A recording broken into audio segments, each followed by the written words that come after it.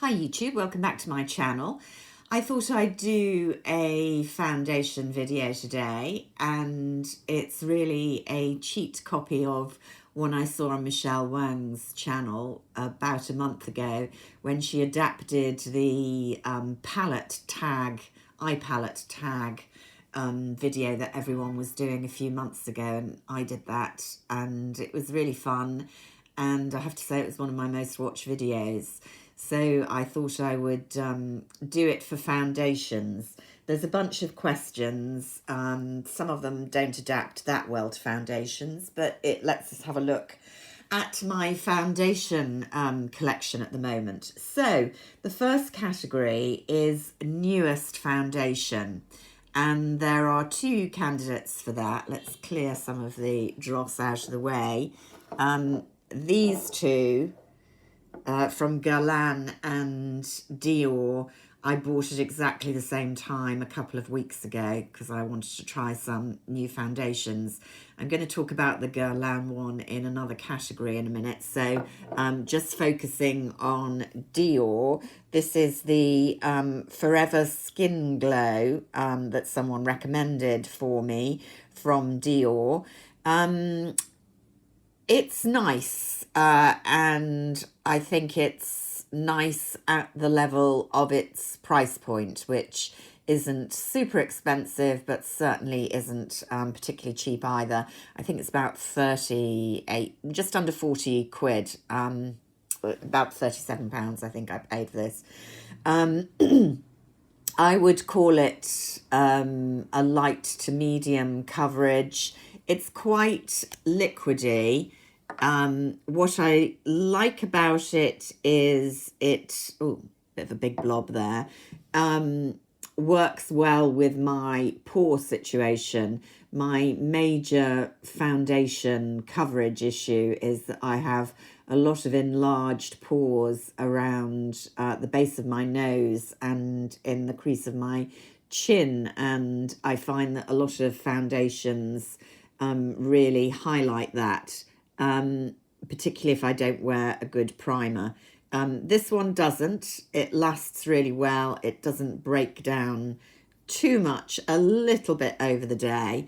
You can see it's quite glowy. I think my issue with this is I possibly bought the wrong shade. And I say that because I don't think it's entirely my fault. I did get one of those sample cards, and the sample is definitely a different colour from the actual product. It's not showing, there you can see that it's definitely just a bit too dark for me. It would work probably a bit more in the summer. The shade was 2CR, and I could definitely go down a whole shade, even though the sample button worked really well. So that's probably my issue with that. I don't absolutely love this for some reason. It doesn't feel completely comfortable on the skin. It has quite a strong floral fragrance. I'm not bothered about fragrances, but I don't really love this one. So I probably wouldn't get it again, is the truth of it. So that's my newest. My oldest are two Tom Ford Traceless Stick Foundations. I kid you not, these last forever. In general, I'm not a fan of stick formulation, but if you're going to get one, the Tom Ford one is the one to get. It's beautifully emollient. I've had this for years. It smells absolutely fine, not going off.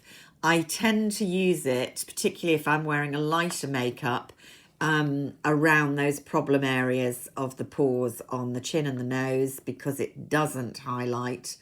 It's the only foundation product I use with a finger, because you definitely need the heat of the skin of your body to make it melt into the skin.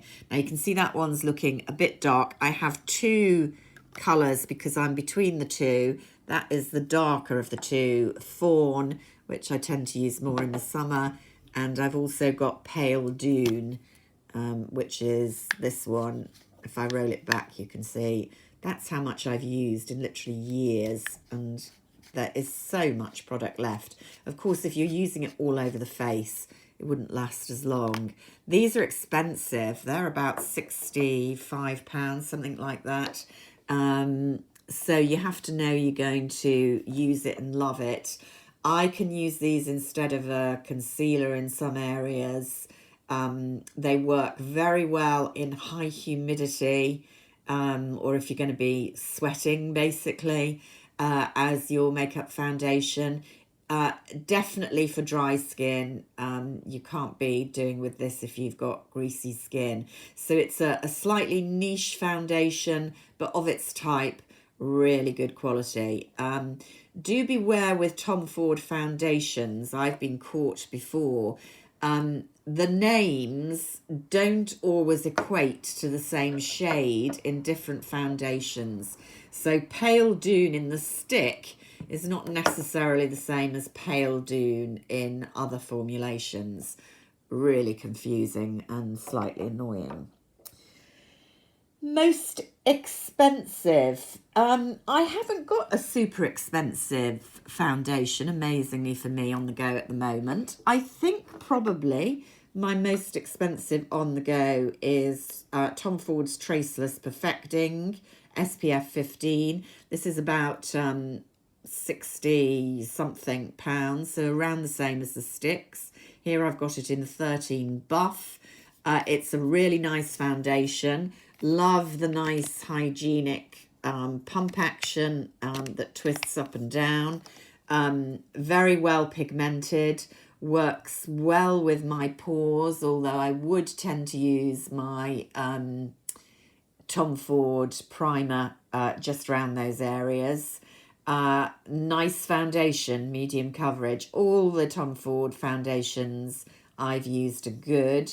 What I hate is they continually discontinue the ones I like. I'm not sure if they're not discontinuing this one.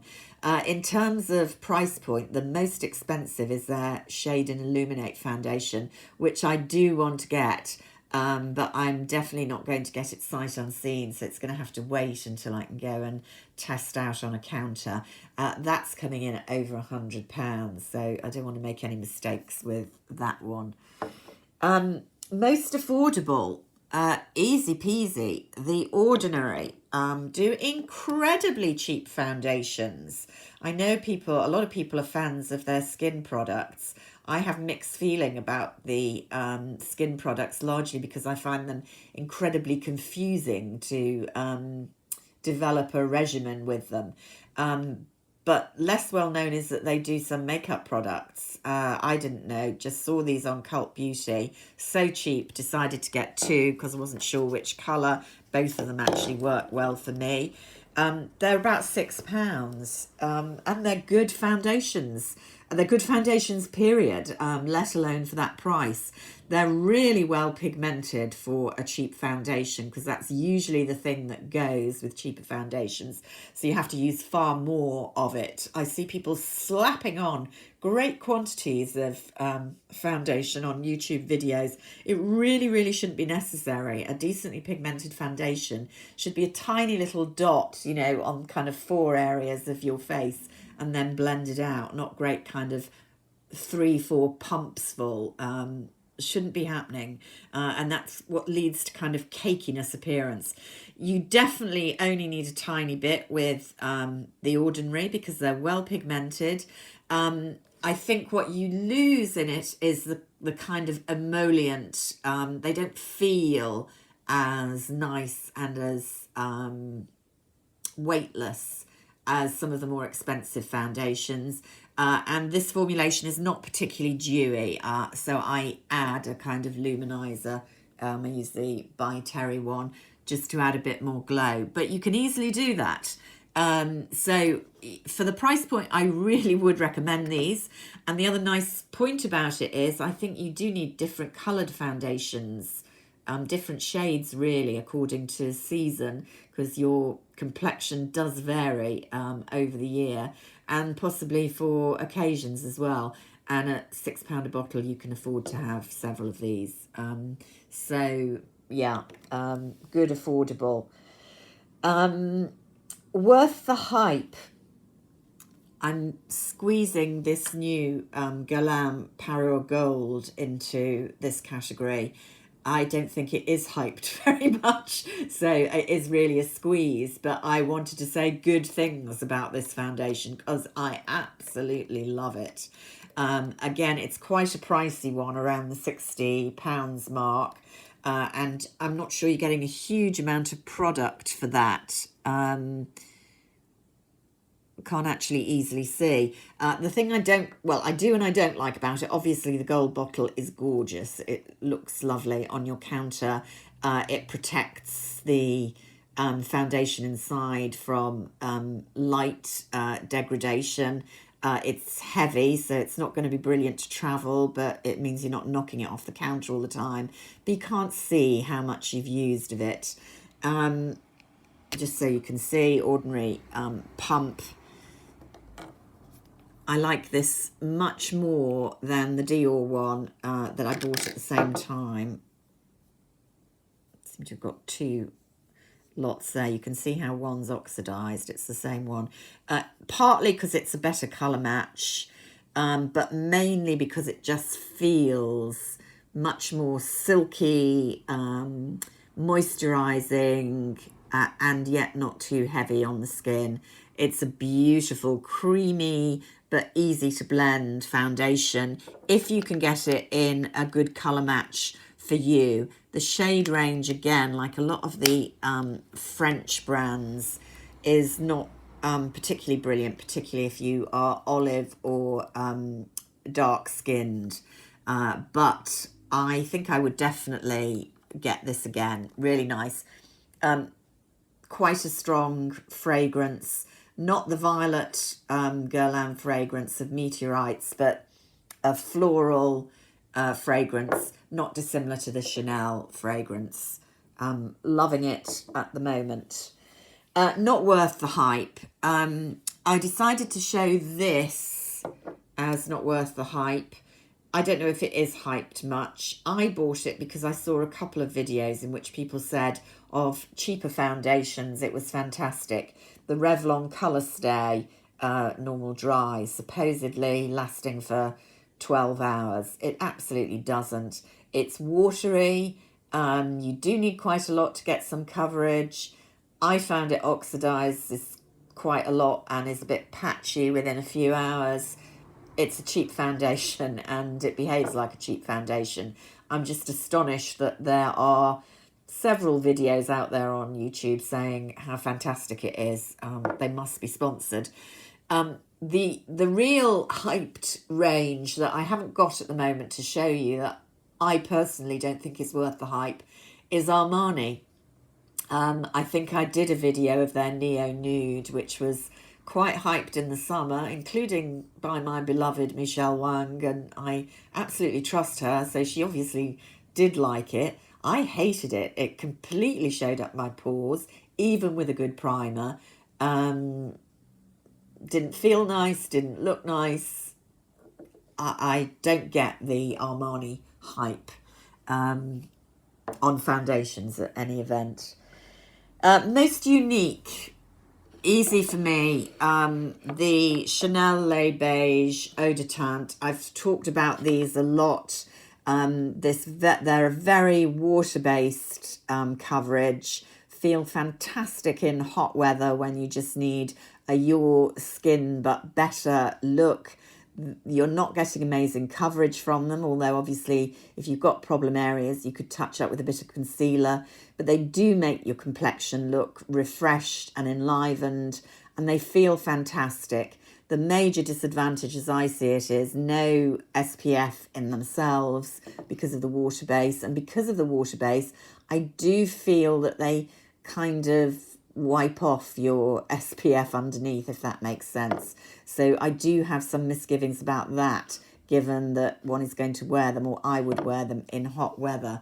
But definitely a unique formula in my experience, and one that works, certainly for me.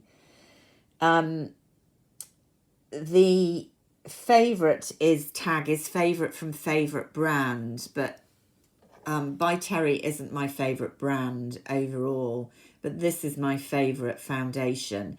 And the bad news is I think they're discontinuing it. It's the By Terry Cover Expert. They also do a Sheer Expert, which is lighter coverage than this one, which is a medium coverage. It's a beautiful, creamy, glowy foundation, which is giving quite a decent amount of coverage if you need it, but a beautiful, comfortable finish. Gorgeous for older ladies, in my opinion. I've never found anything that looks better, more glowy. I wear this particularly in the evenings. This one isn't actually opened. I'm now stockpiling because it seems to be coming off the By Terry official sites. I will say, in terms of the most hyped, I would put By Terry's much more expensive foundation, Densolus, in that category, because to me the Densolus isn't a patch on the Cover Expert, but Cover Expert is the one they're discontinuing. What can I say? By Terry's about £40, by the way, so it's not a cheap foundation, but it's not up there with the mega expensive brands. An everyday foundation. It's not really a foundation, it's a tinted moisturiser, and it's the Les Beige Healthy Glow tinted moisturiser. I don't wear this every day, in the sense, if I was working, this wouldn't be sufficiently polished and coverage for me. But for every day, knocking about around the house as we're doing now, or going out and about, I think this is a gorgeous product. Again, it looks like my skin, but better, just gives a bit of life, and I can do any extra coverage I need to with the Tom Ford stick or a concealer. There's a bit of SPF 30, which is certainly good enough at this time of year. And yeah, just an all-round good product. I haven't showed you any Chanel foundations because I haven't got any on the go. I've got their Velvet Matte as well, but that's not a favourite of mine at the moment. But overall, they're a good range. There's none of the Chanel foundations that I don't like. I just don't have any on the go at the moment. Les Beige is my favourite range of the Chanel. So there we are. Some of the rest of you might like to do the tag or comment below on any of the categories that you have suggestions or favourites or least favourites. If you've got to the end and like this, like me to do more of this sort of video, please give me a thumbs up, and see you all soon. Bye for now.